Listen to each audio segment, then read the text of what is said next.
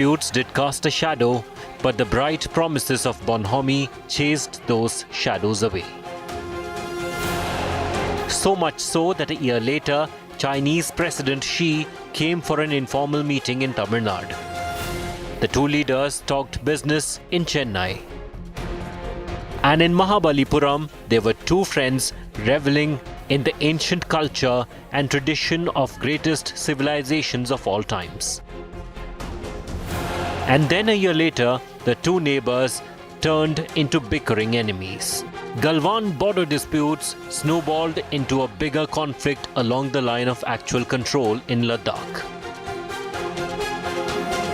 For the first time in 40 years, fires were exchanged. Direct flights between the two countries stopped. In fact, all signs and gestures of friendliness stopped. After 4 years of border disputes, things started to look up in 2025. The Indian Prime Minister was invited personally by the Chinese President to attend the SCO summit in Tianjin in China.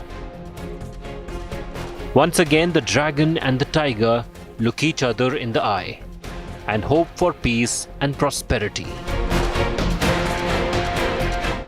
Hello and welcome to the special edition. The Indian Prime Minister's visit to China is very significant because he's going to China after 7 long years. The Chinese president hasn't come to India as well for 6 long years now. But why is that important when they've met a number of times between then and now in different international locations? It is important because in the first term of Narendra Modi as Indian Prime Minister, the two leaders visited each other's countries at least once a year. Chinese President Xi Jinping came to India thrice between 2014 and 2019, Ahmedabad, Goa and then Chennai. Modi went to China 4 times in that same period, but then Galwan border disputes derailed everything. Here's how.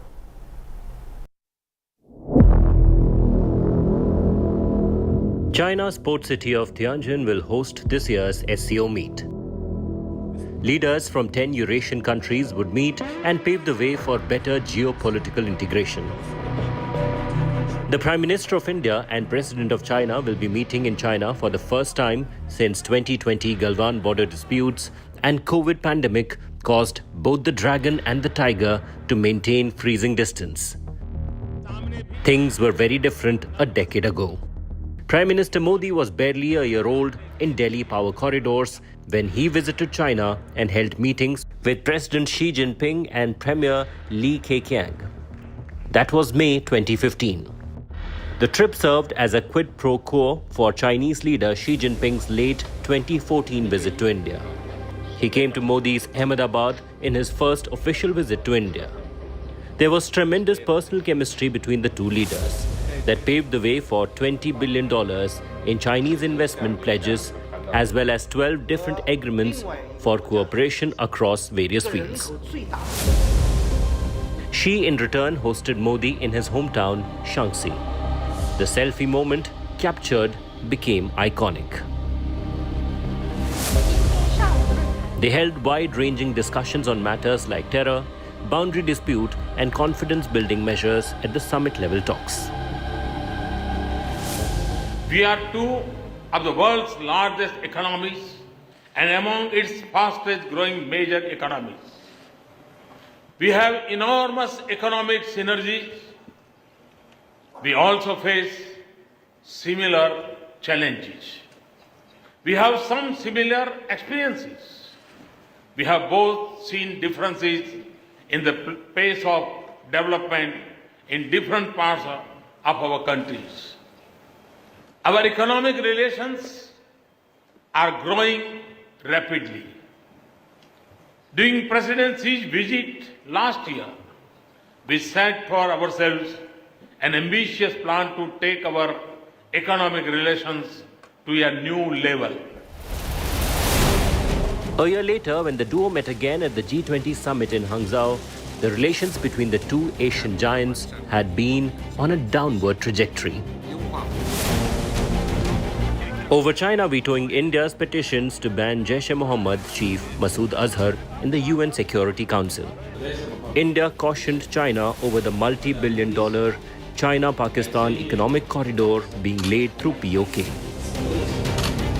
A month later, Xi Jinping was in Goa to attend the BRICS summit.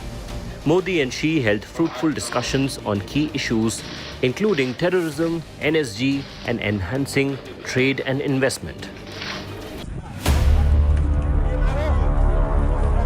And then on June 16, 2017, the face-off on Dolam Plateau in Doklam area of Bhutan between India and Chinese soldiers started.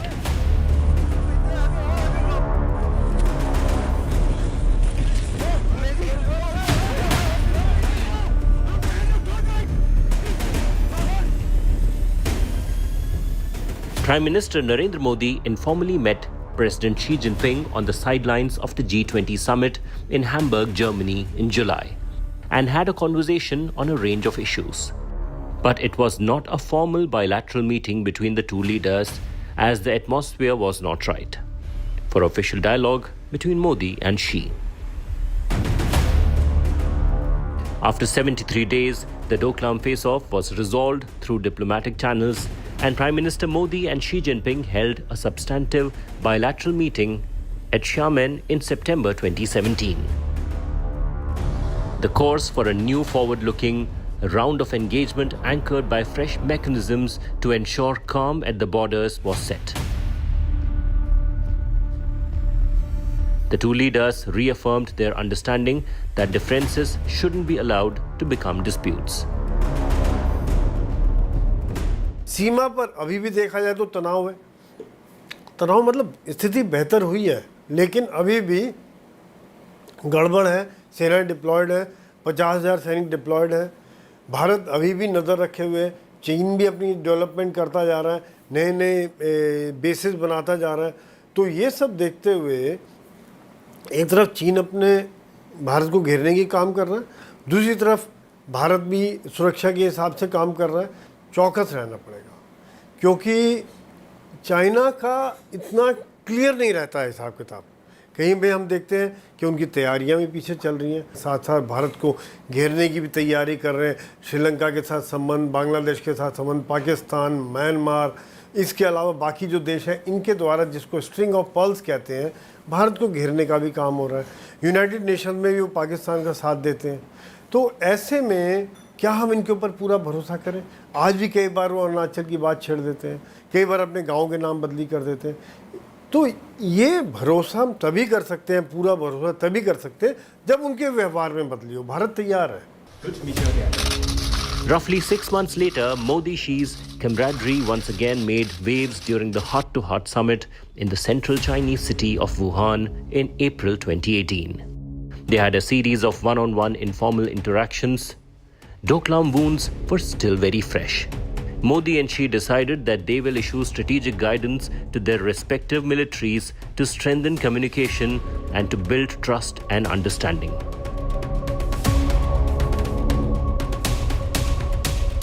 A couple of months later in June, Prime Minister Modi went to the Chinese port city of Qingdao to attend the SCO summit of 2018.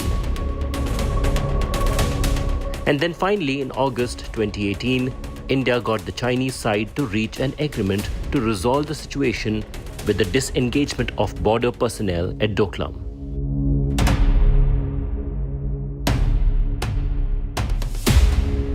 A year later, Mahabalipuram was the grand host for the two giant leaders to meet, greet and talk. 2019 Chennai talks of the Modi-Xi was the second informal meeting and the last one held so far. The two leaders agreed that they need to work together to fight radicalization and terrorism as common challenges. Chennai summit में अब तक हमारे बीच द्विपक्षीय और वैश्विक मुद्दों पर महत्वपूर्ण विचार विनिमय हुआ है। वुहान स्पिरिट ने हमारे संबंधों को एक नया मोमेंटम और ट्रस्ट दिया। आज के हमारे चेन्नई कनेक्ट से दोनों देशों के बीच सहयोग का एक नया दौर शुरू होगा। As the calendar turned its page, 2020 became the pandemic year of lockdown. India and China clashed at Pangong So in Ladakh. It all started in May 2020. On 7th September 2020, for the very first time in 45 years, shots were fired along the line of actual control, with both sides blaming each other. What started in Galwan in summer of 2020 spread to Pangong So and Gogra Hot Springs in 2021, and most recently to Demchok and Depsang in October 2024. In the past few months of 2025, both sides have made progress. Talks have resulted in pilgrim and tourist movement after years of frozen relationships.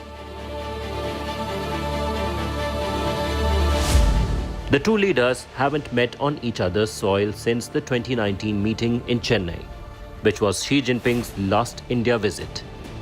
June 2018 Qingdao was the last time Prime Minister Narendra Modi was in China. It has taken roughly 7 years for the two Asian giants to meet in either country. Bureau Report, India Today. Now, here's what experts have to say on Prime Minister Narendra Modi's crucial visit to China and Japan. Listen in. You had tweeted about it, and that's a very significant message that you put out, that everybody's focused on China, but the more important visit is Japan. In your appreciation, what is the big takeaway that you see from this visit of Prime Minister Modi in Japan? There is an annual summit that the two countries are supposed to hold, but that annual summit is not being held annually. So it's very good that Prime Minister Modi has gone to China at this time by going to Japan. By going to Japan, he has balanced his China trip, which is a very good signal, because the Chinese leaders, as we all know, often come to India, then go to Pakistan, or go to Pakistan, come to India. But Modi is showing that India can also play the same card. Japan and China have been historical rivals, and the Prime Minister's trip to Tokyo before going to Tianjin for the SCO summit is a very good message to Beijing. It's important to remember that Japan, India, and China make a strategic triangle. In the strategic triangle, if Japan is B and India is C, B plus C will always be greater than A, which is China. If B plus C will always be greater than A economically and militarily. So India-Japan partnership is vital for Asian power balance and stability. Unfortunately, at the moment, Prime Minister Ishiba's future hangs in the balance. Yet, the institutionalized collaboration that has developed between India and Japan, that will continue irrespective of who's the Prime Minister in Tokyo or in New Delhi. This is a relationship between two natural allies. Look at it, Geeta, that when the Prime Minister goes to Tianjin and meets with Xi Jinping, he'll be discussing how to manage differences, how to moderate disputes, temper down disputes. But in Tokyo, his discussions with Ishiba have been about reinforcing an already flourishing strategic and economic partnership. So right. It's a stark contrast to the kind of discussions that you will have in Tianjin. Well, absolutely. Ambassador Sajjan, stark contrast, but would you agree that this was a very crucial visit, and clubbing Japan with the China visit that was because of SCO certainly is clear messaging from Indian side? Absolutely. And thank you very much, Geeta. I think in the past also, if you remember the first visit that Prime Minister Modi had undertaken to China, he'd gone to Mongolia, he'd gone to South Korea, along with those visits. And I think sometime later, again, when he went to China, he also came to Vietnam. So I think the Prime Minister always tries to balance those visits. The second point that I would like to make is, that is a visit to Tianjin and China is an international commitment. It is the annual summit of the Shanghai Cooperation Organization, barring last year when Prime Minister could not go because of the parliament session in India immediately after the elections here, and 2023 when we were hosting our own summit. Prime Minister Modi has attended all SCO summits. So that was a given. But I think coming to Japan, particularly in the context of the geopolitical changes, the turbulence and the flux that is taking place, I think for bilateral reasons in terms of strengthening the economic and strategic cooperation, also sending out a message, as has been mentioned, to China, but also sending out a message to the United States, because both India and Japan are at the receiving end as far as the tariffs from Mr. Trump are concerned. So I think on a variety in a variety of perspectives, this was a very significant visit. And if you look at the outcomes, Geeta, then of course the significance and the importance of this visit in bilateral context, regional and global context increases all the more. Prime Minister Narendra Modi's visit to China's Tianjin for the Shanghai Cooperation Organization Summit, that is SCO Summit, isn't just another diplomatic stop. It's his first China trip in 7 years, a high-stakes moment that could recalibrate Asia's power balance, from Galwan's shadow to global trade. This visit may redefine India-China dynamics. Here's a report.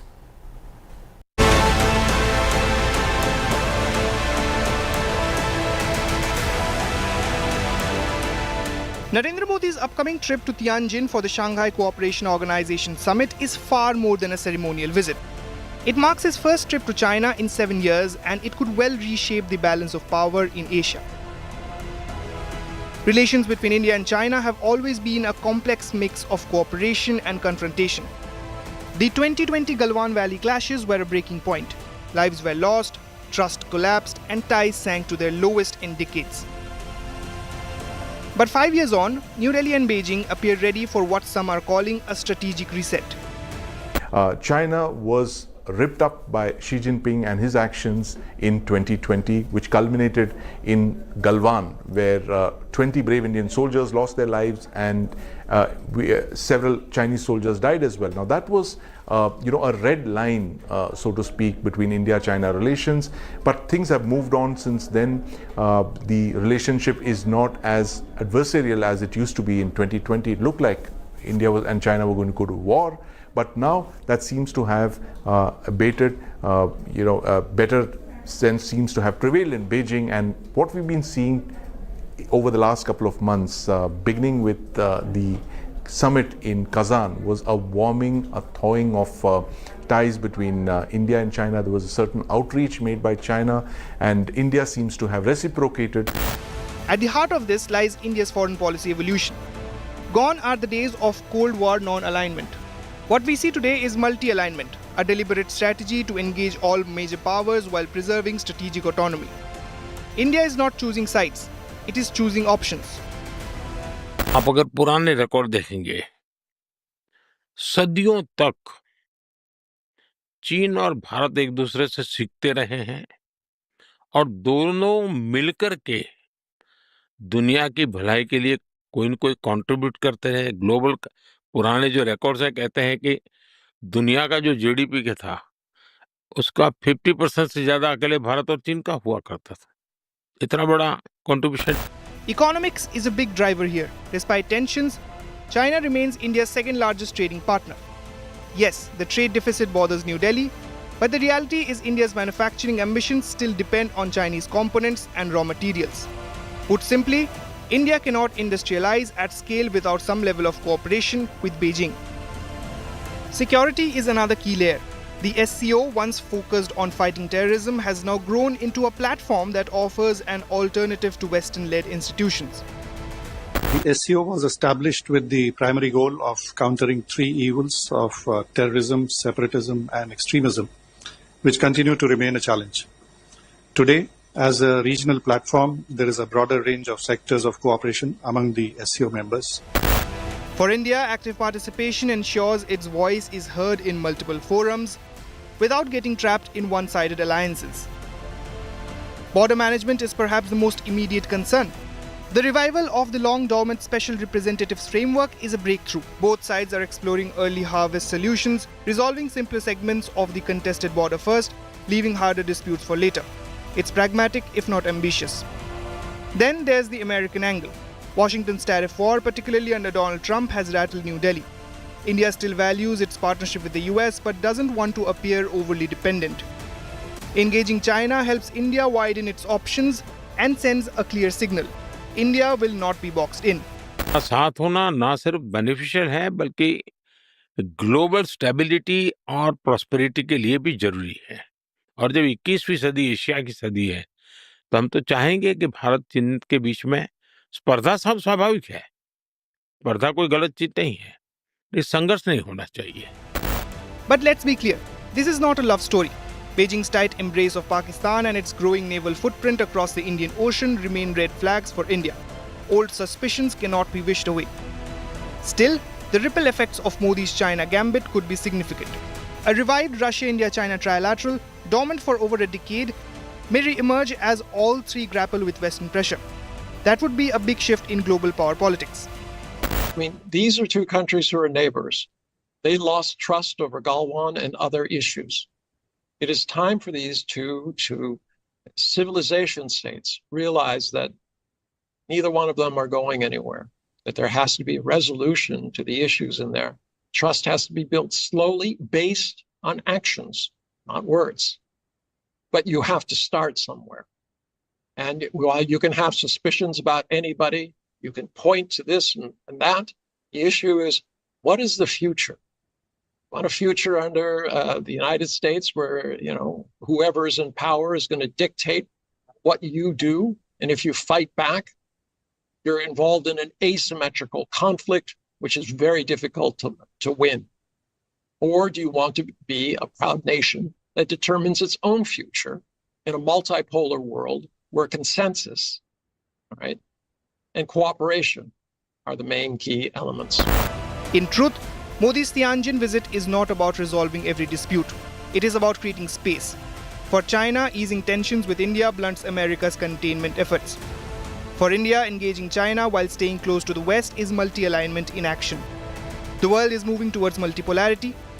Whether China and India can compartmentalize their rivalries while cooperating on shared interests will determine not just Asia's stability, but the very architecture of the global order. And that is why Tianjin matters. With Farhan Khan, Bureau Report, India Today Global. 2025 is expected to rewrite and rework, or rather mend relations between India and China. The two neighbors need to stand together. They are the Asian giants and in many ways the future leaders of a new world order that's not driven by the West but led by the East. That's all we have time for in this special edition. Time for a break. News and updates continue on the other side. Keep watching India Today.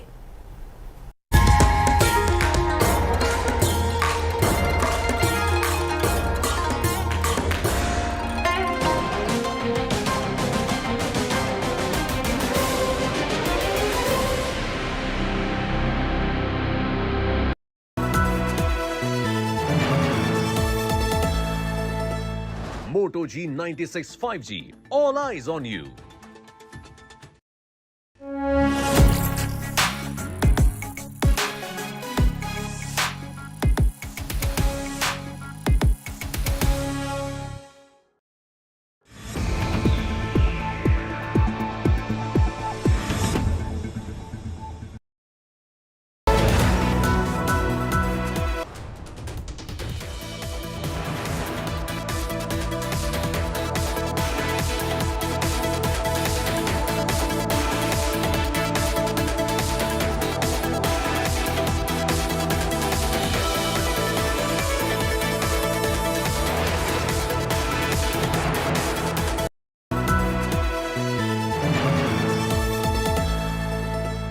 Moto G96 5G. All eyes on you.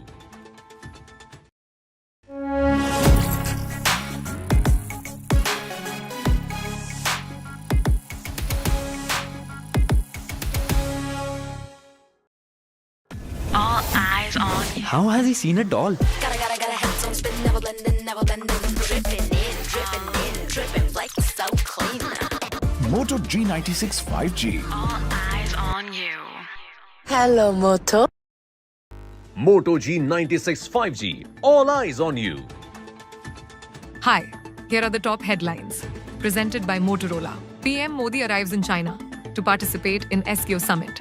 Rahul Gandhi accuses BJP, RSS and EC of vote theft from Bihar.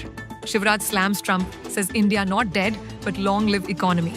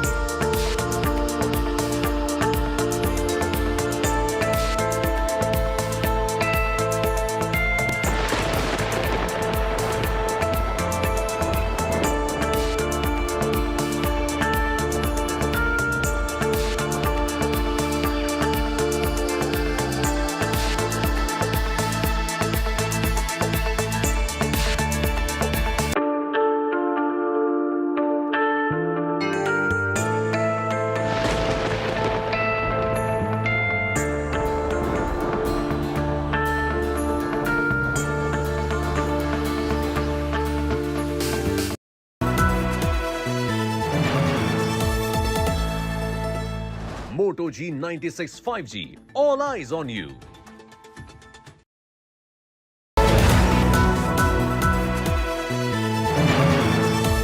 Oh, sorry.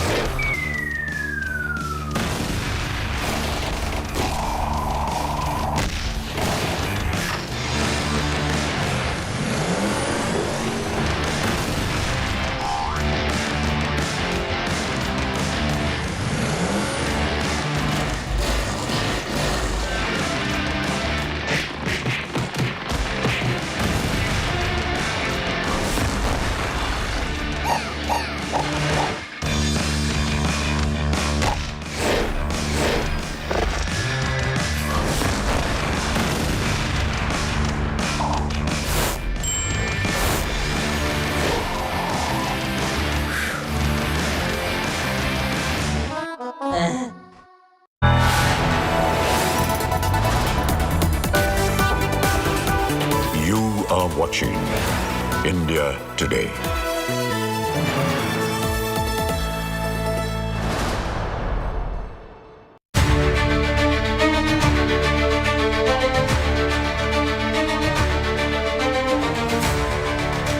China rolls out red carpet for Narendra Modi.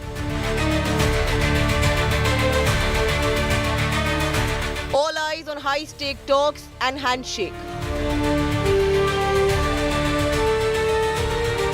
Modi, Xi and Putin. Troika in Tianjin.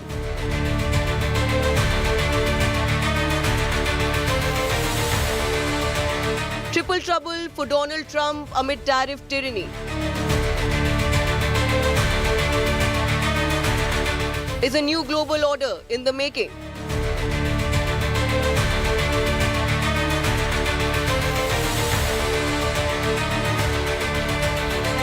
RIC's revival to rattle Donald Trump. Top focus on India Today.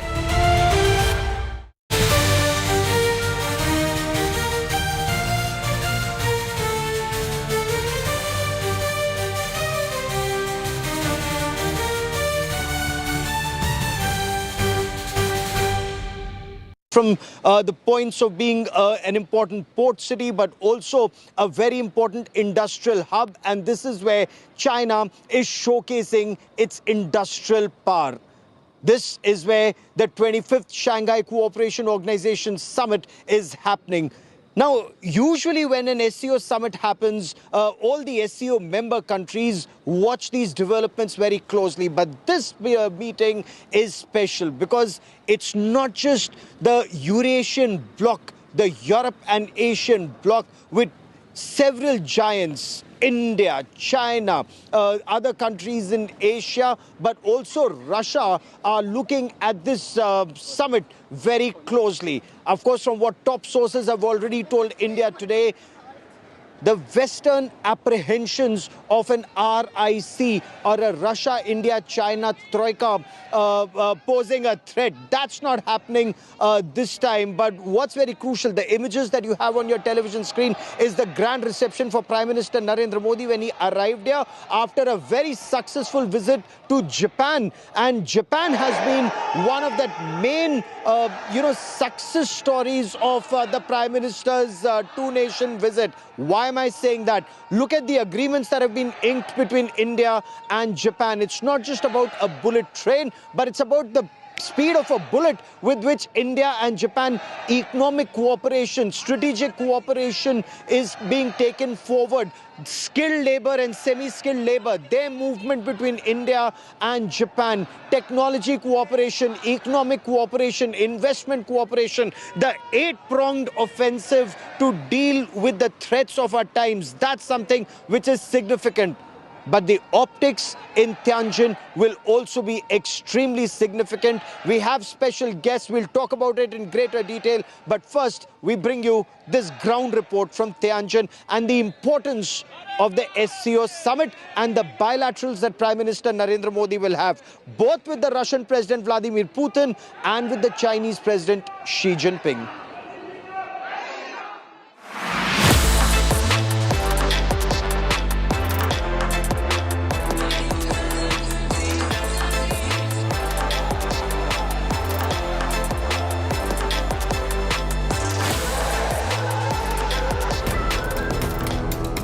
Asian giants meet again. Prime Minister Narendra Modi and Chinese President Xi Jinping will hold talks in Tianjin on August 31st.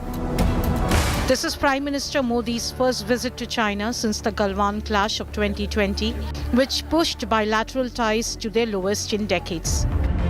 But this is not the first time the two leaders have sought to reset relations. In 2019, Xi Jinping traveled to the historic coastal town of Mamallapuram for the second India-China informal summit. Images of Modi and Xi visiting ancient monuments send strong optics of civilizational bonding. Just a year earlier, the two leaders had held their first informal summit in Wuhan. The Wuhan Consensus was built as a reset in ties, stressing that differences must not turn into disputes amid Doklam standoff tensions. Modi's first major visit to China came in 2015. The chemistry was on display. Modi became the first world leader to be received by Xi in his hometown Xi'an. Then came the Galwan clash in 2020. Breaking the fragile trust. For 2 years, Modi and Xi had no substantive engagement. A brief handshake at the G20 summit in Bali in 2022 marked Prime Minister Modi's first public contact with Xi Jinping since Galwan. A year later in Johannesburg, another brief conversation on the sidelines of BRICS signaled the need for continued dialogue. Their last meeting came in October 2024 at the BRICS summit in Kazan, Russia. That meet helped push forward disengagement at friction point in Ladakh. It's my great pleasure to meet you in Kazan. From Mamallapuram's optics to Galwan's rupture, the Modi-Xi story swings between smiles and standoffs. All eyes now on Tianjin. Can this reset really hold? Bureau Report, India Today.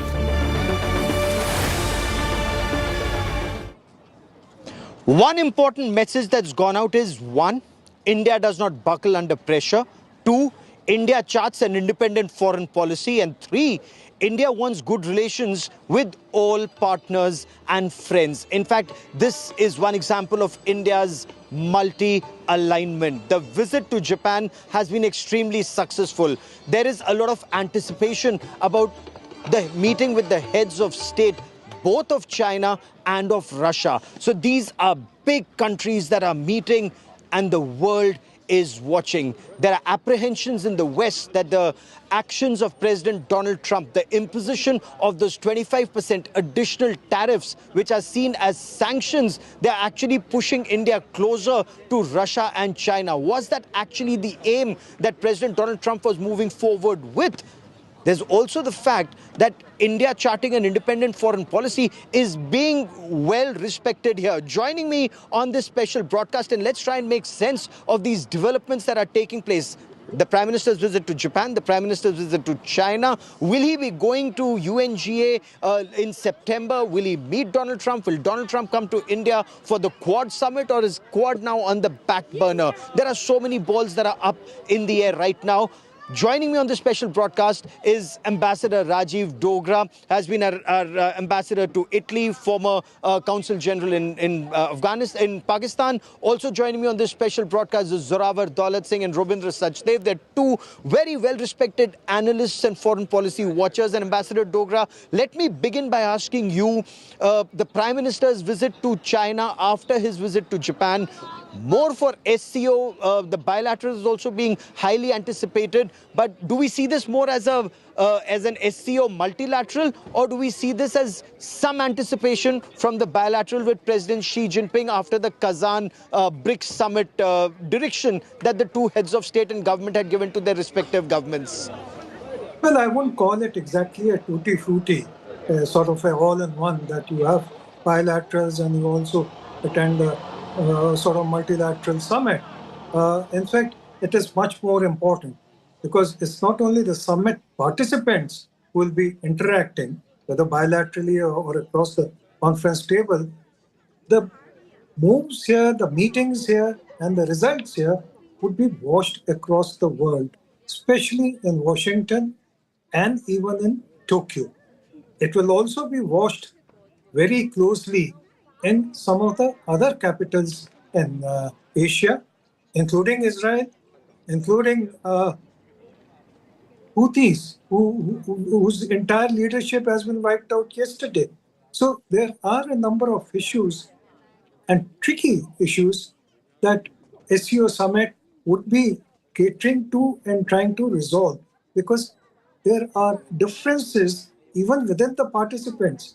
For example, our concept of terrorism does not please Pakistan, which is also a member of SCO, or our sensitivities with regard to Israel's concerns in the Middle East may not be on par with what Iran feels like.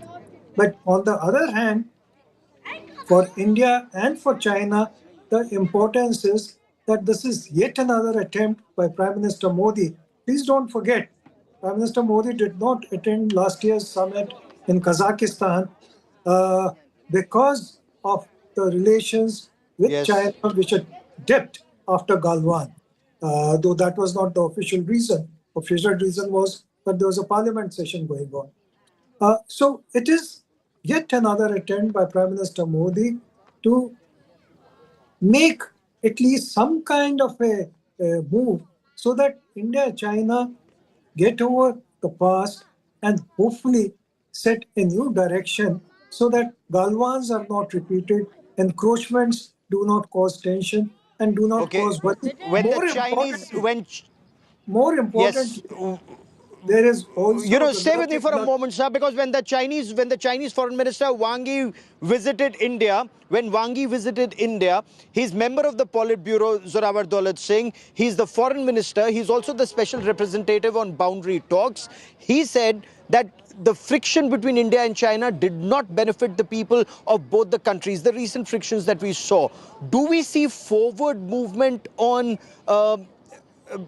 demarcation? Because so far all that we've seen is disengagement. We haven't seen de-escalation, let alone de-induction. But do we see some steps being taken on the boundary issue for trade ties to move forward? Given this geopolitical situation, India-China trade, do we see more access to Chinese markets for Indian goods as China seeks more access to Indian markets?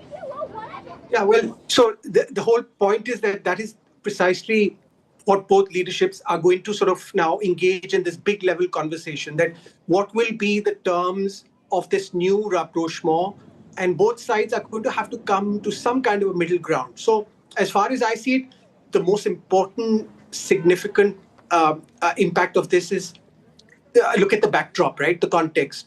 I think India is now pivoting to what we call very clearly is a multipolar Asia. We keep saying multipolar world, but Indians have always said we want a multipolar Asia. Why? Because we do not want hegemony by any single power in this vast continent.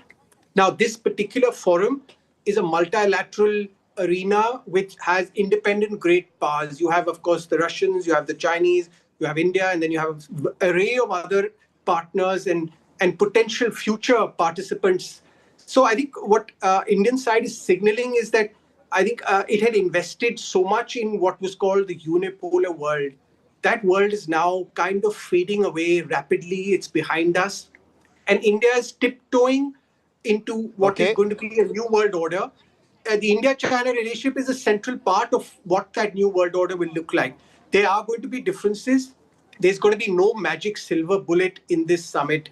But I think what both sides have unmistakably given a very clear intent, which is that they are going to stabilize ties and they are not going to allow an outbreak of conflict in the subcontinent. And I think if that is the starting point, a lot of other low-hanging fruits of people-to-people connectivity, economic engagement, trade, balancing India's exposure to risky Western economies to now this greater Eurasian and Pacific space. I think that's where the next chapter is going to be written in India-China relations.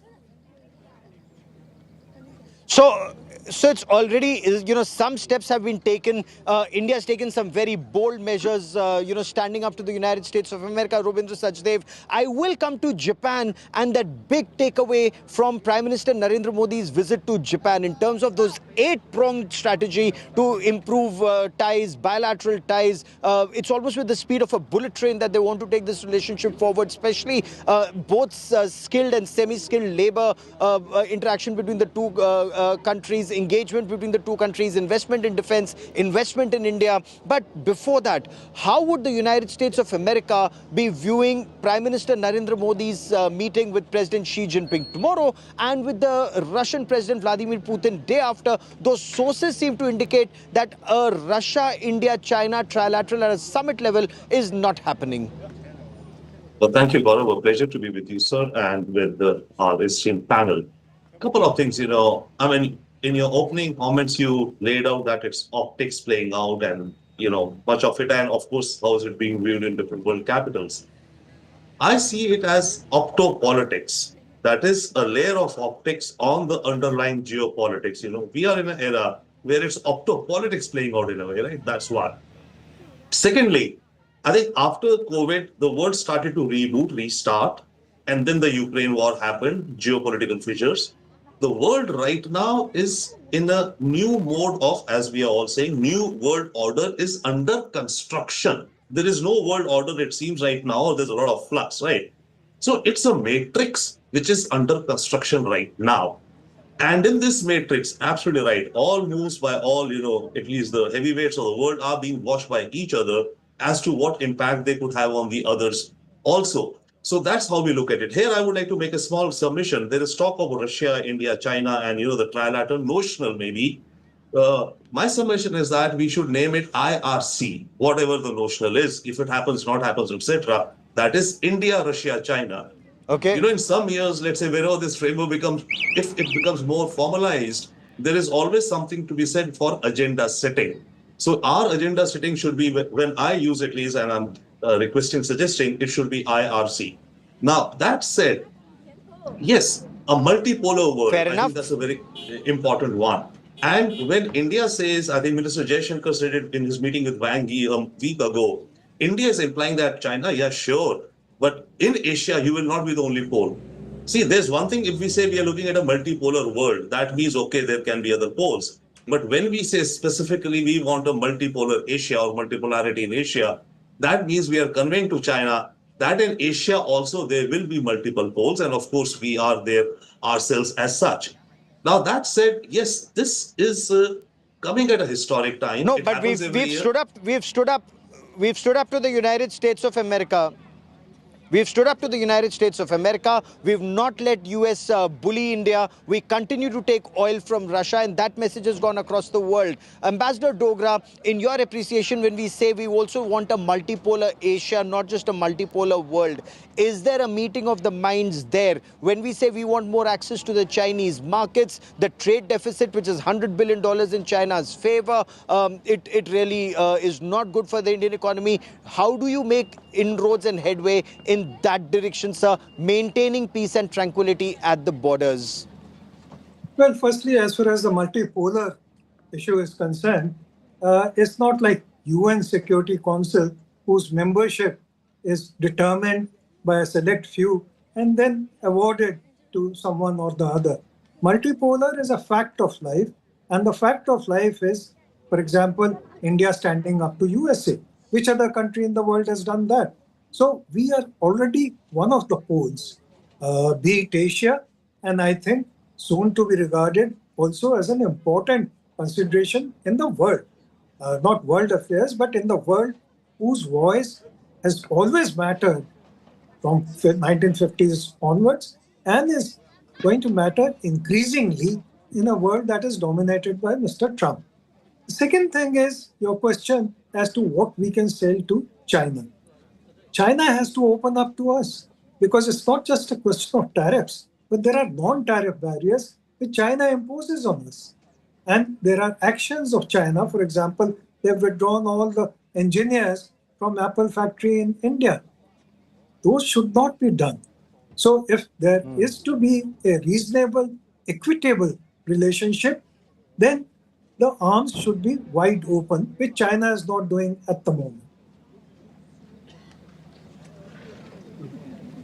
Okay, let me also for a moment briefly, Zorawar Daulat Singh, touch upon the Prime Minister's visit to Japan, which is hugely successful, though all eyes remain on China. The investment that Japan is promising in India, the movement of skilled and semi-skilled labor, bullet trains, investment in defense, strategic investment, these 8-pronged cooperation, the lunar mission, how should one view that? Is that a strong prong of, the multipolar Asia and Asian giants coming together? While I am here in China, and for a moment, give me a moment, I want to show you this image. The excitement in China about India being here. The number of people who are here, the big smiles that you see on their faces, and they're all watching India Today, listening to the India Today broadcast live. There is tremendous enthusiasm here, and I wanted our viewers in India to know every word that we say is being recorded, including by these little children, and there is tremendous excitement. They ask about India, they ask about Indian cities and places of tourism in India. But Zorawar Daulat Singh, tell me, in your view, the significance of the visit of the Prime Minister to Japan. Of course, it's extremely significant.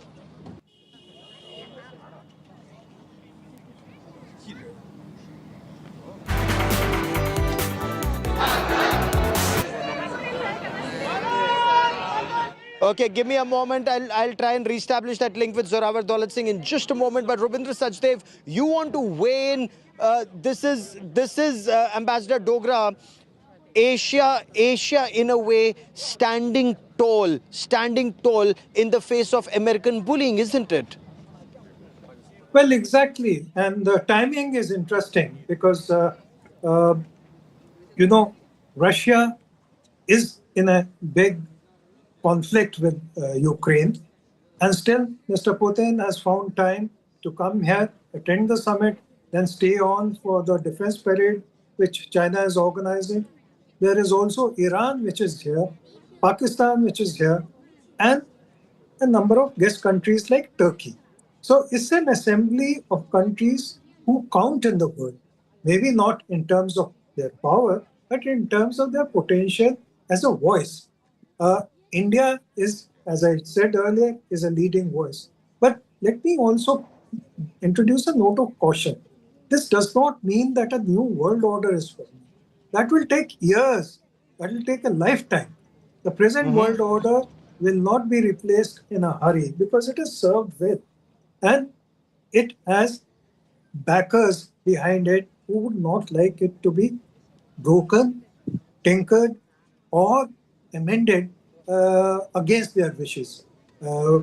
Just to give you one example, when this world order was formed, America had 50% of global GDP. China today has just 15%.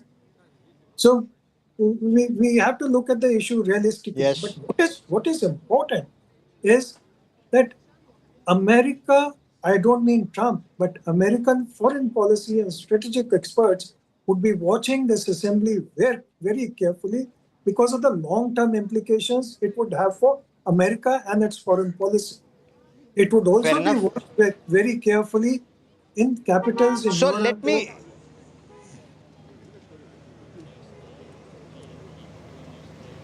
let me quickly get Robindra Sachdev to weigh in on this. Robindra Sachdev, will this make America relook its bullying tactics towards India, or will America double down? Will they continue escalating virtually like in a game of poker, or will they be forced?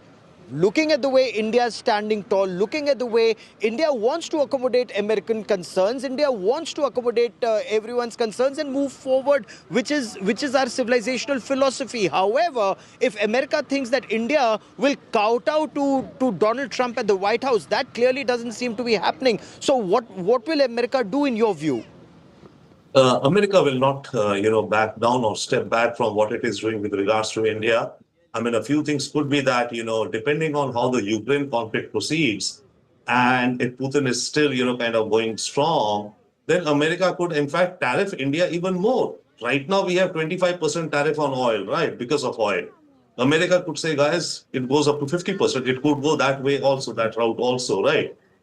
So much in that sense, in the tactical sense, would depend upon how the Ukraine war proceeds and how America looks at India.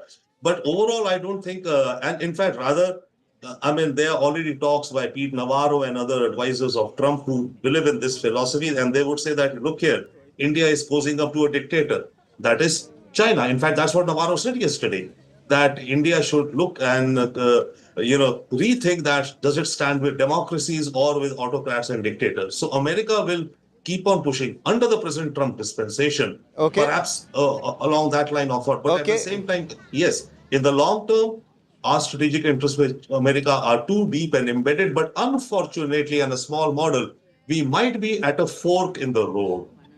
It depends where, and then it might become too late for us to come back. Let's see how this is a Chakravyuh.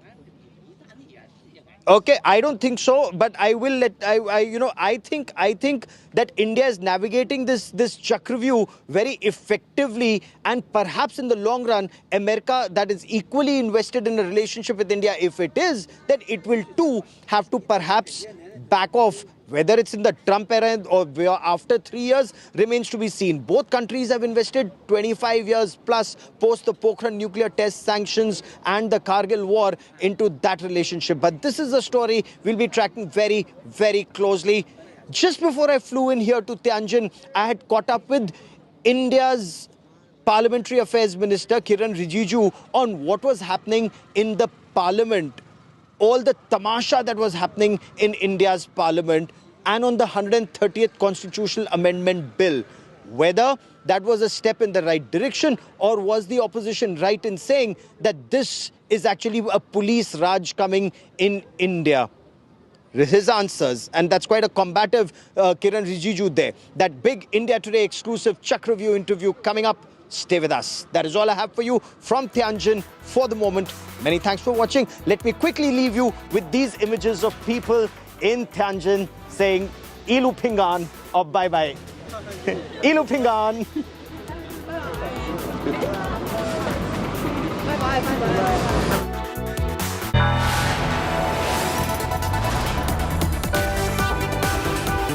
You are watching India Today.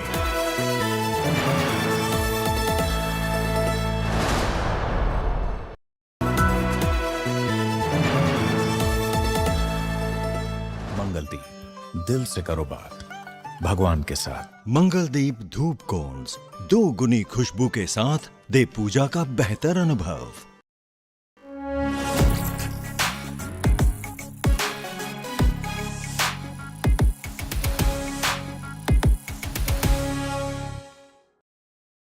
All eyes on you. How has he seen it all? Gotta have some spin, never blending, dripping in, dripping like so clean. Moto G96 5G. All eyes on you. Hello, Moto.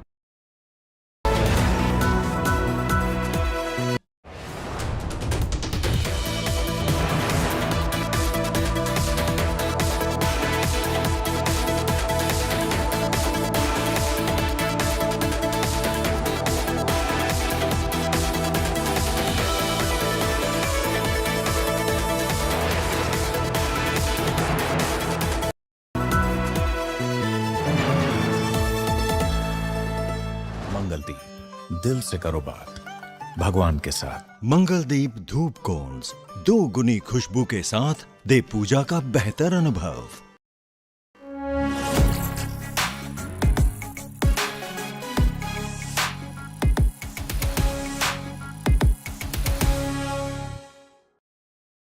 All eyes on you. How has he seen it all? Gotta have some spin, never blending, dripping in, dripping like so clean.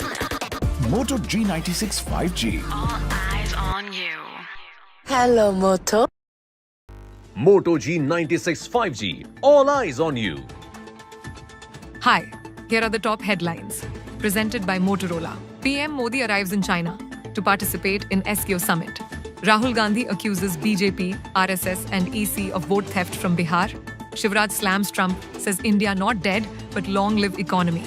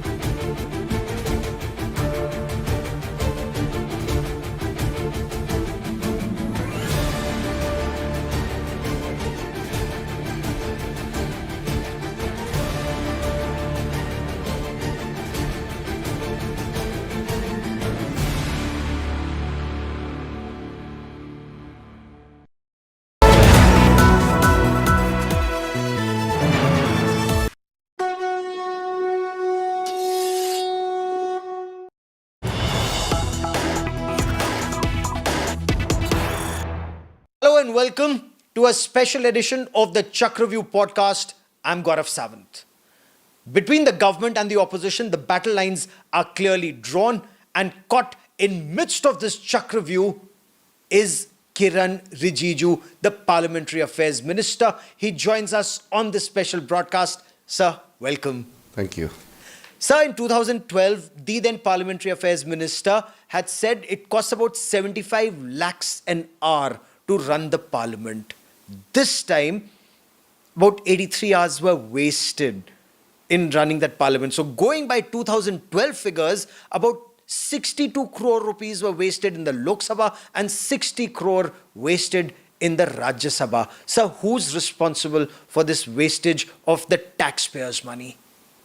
The figure which you have given is only as per the monetary counting in terms of how much money is spent for the manpower, for the equipments, for the space and so many things.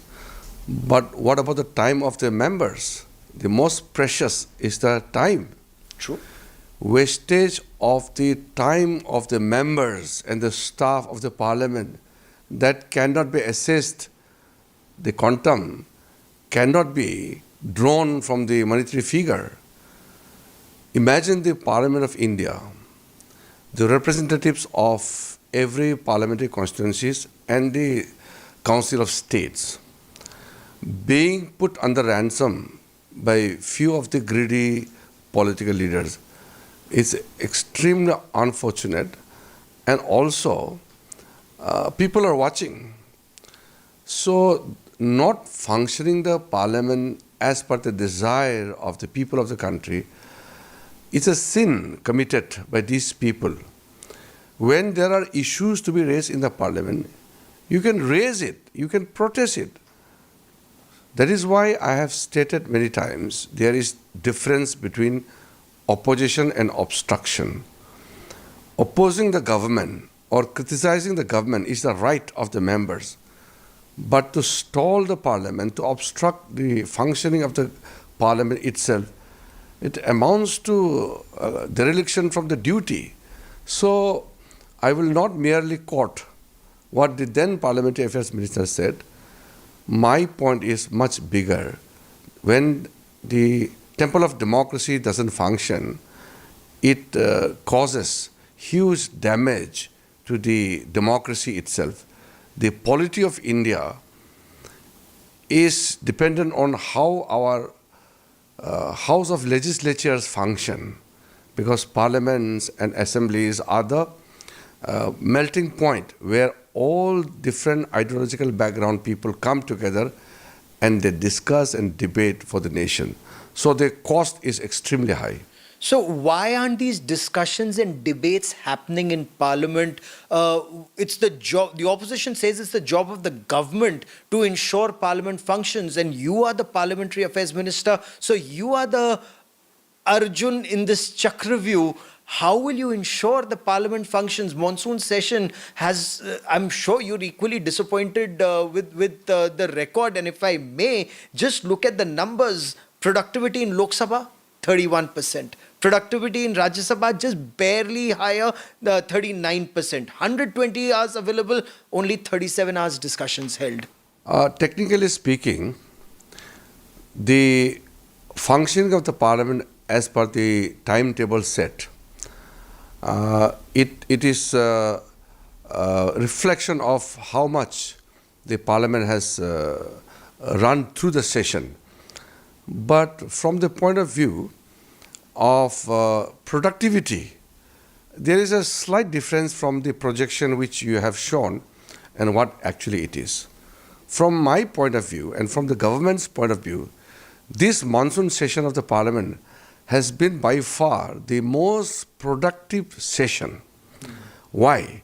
Because the primary function of the parliament is to pass the bills and also to discuss on important issues. First of all, the Operation Sindoor was deliberated in both Lok Sabha and Rajya Sabha, longest ever debate on a subject in the both houses.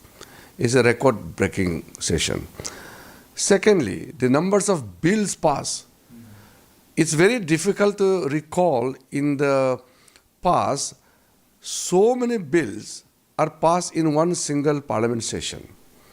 In this session alone, the most consequential and reformative law against corruption has been put and also sent to the Joint Parliamentary Committee.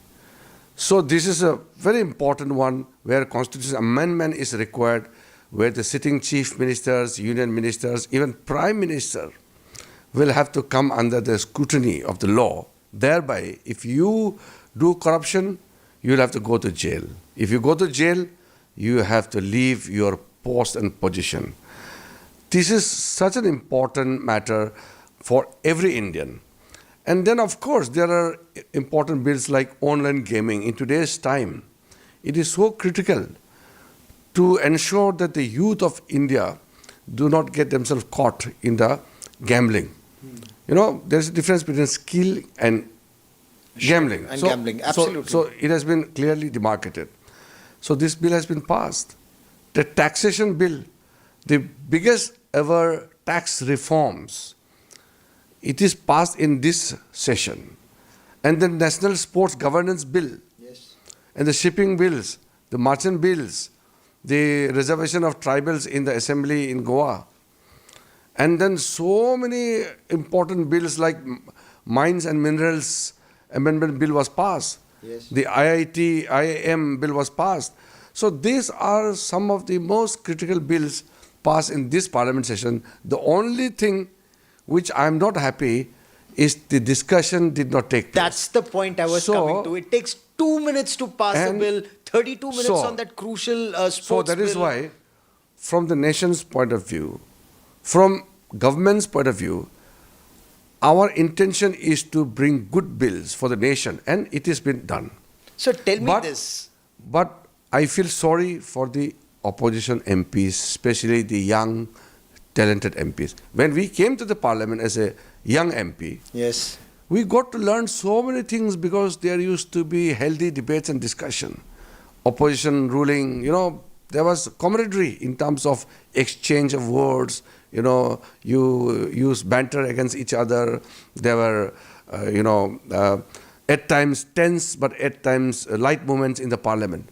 But now, the leader of opposition doesn't want discussion. So why has this acrimony crept into the parliamentary discourse, the manner in which, and I'll come to 130th Amendment Bill in just a moment, because again, the two very diverse points of view between the government and the opposition. I'll come to that in just a moment. But, you know, you said, yes, it's a record, the number of bills that have been passed, but the debate that should happen on those bills. Yeah, so if the taxation bill is being passed in 2 minutes discussion, if the sports bill or the anti-doping bill is being passed with 34 minutes discussion in parliament, are we just ramming them through parliament? That due process, that deliberation, the meeting of the minds of our honourable lawmakers is not happening. The opposition party is not interested. But some of the opposition MPs, especially the young MPs, they have come to me and they express their willingness to participate in the discussion. But then their top leaders, especially the Congress leader, Rahul Gandhi, he's not interested in any debates and discussion because... But the Congress says he's almost never permitted to speak. He doesn't know how to actually perform as a leader of opposition on the floor of the House. We have seen great leader of oppositions in the past. Rahul Gandhi, from the day one, if you just go through his speeches, he just abuses. He doesn't make speech, actually. There should be some statesmanship in the performance or in the words of the leader of opposition. Are you saying Rahul Gandhi is not a statesman? The problem is, number one, Rahul Gandhi is not matured. Secondly,